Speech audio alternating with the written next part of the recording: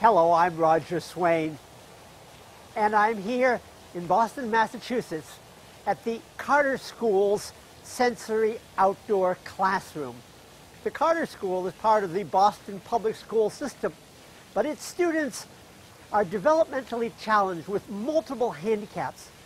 Some of them are children, some of them are young adults.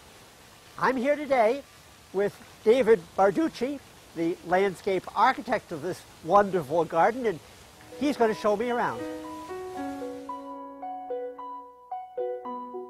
We're walking through the interactive water feature area where the student can depress the bollard, and then that will activate each of the three systems that we have here. So it'll give that sort of cause and effect reaction for the student. So in hot summer days, of course, it's a refreshing. It's very cooling, and of course, without water, there is no life. Absolutely. So as every gardener knows, gardeners are nothing if not better waterers. That's true.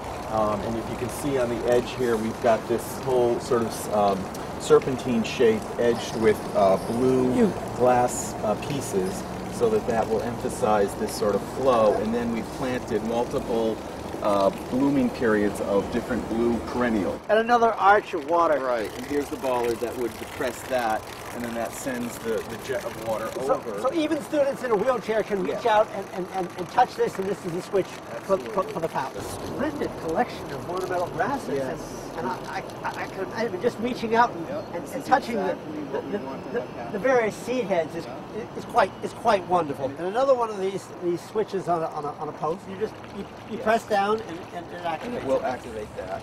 And right now we have it on a constant flow, so just so we can see it. And this is designed so the student can wheel right up to it and do exactly that. And just put their hands on it and feel the water flowing over their hands. And then feel the ridges on the urn and just hear that sort of soft sound of the water on the top. That is very nice. All of these granite blocks, by the way, were salvaged from when Northampton Street used to come through here. Really? These were the foundation stones of the old brownstones. This is my favorite, David. Of course, you've got to have a vegetable garden, right? And I see that the planter beds are quite shallow, which allows a wheelchair to get in underneath. The students can come in here, and we've got 5 bins where they can wheel up to, and each bin has a color of the rainbow. For one thing, to give them that visual cue. Oh, I'm so glad to see swings, David. So many parks today, they've taken the swings out. The swings are hazardous. All the pleasures of our youth, we're involved in swing. Oh, very nice. This is good smells. Sage. Next to that, we have lavender.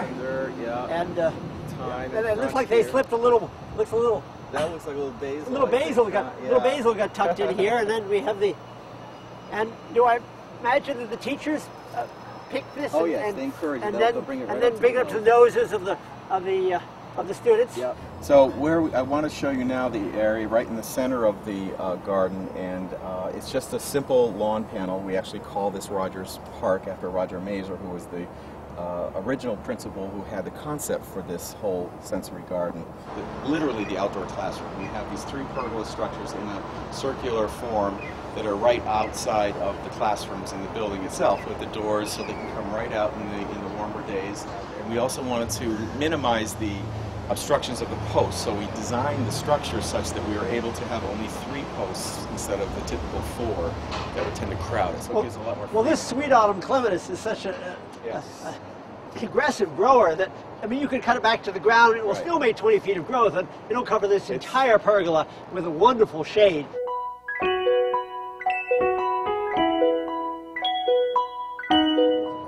And now it's my pleasure to introduce Marianne Kopachinski, the director of the Carter School, and really the brains behind the conception of this garden. Well, congratulations. Thank you. I'm not the only brains. This has really been a team effort. The principal before me had the idea of getting our students out into the grass. This is the Roger of the Rogers Park section of this garden. That's right.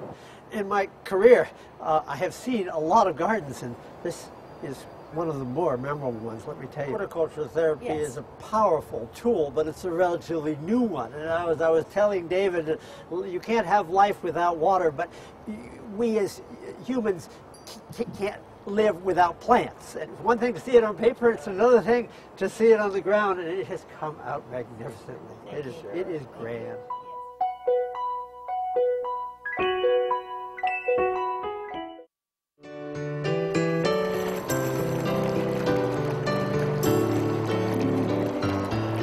I know, it's so exciting.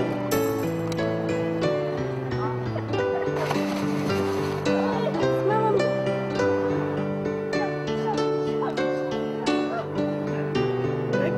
Nice and cold.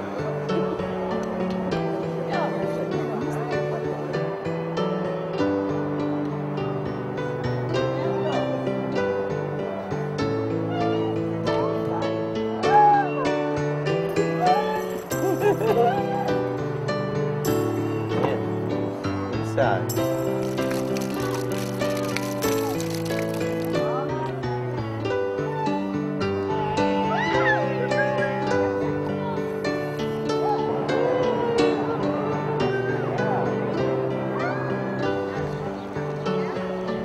I hope you've enjoyed your visit to the Carter School Sensory Outdoor Classroom. I know it's been a real treat for me and an inspiration, as I'm sure it will be for many people for many years to come.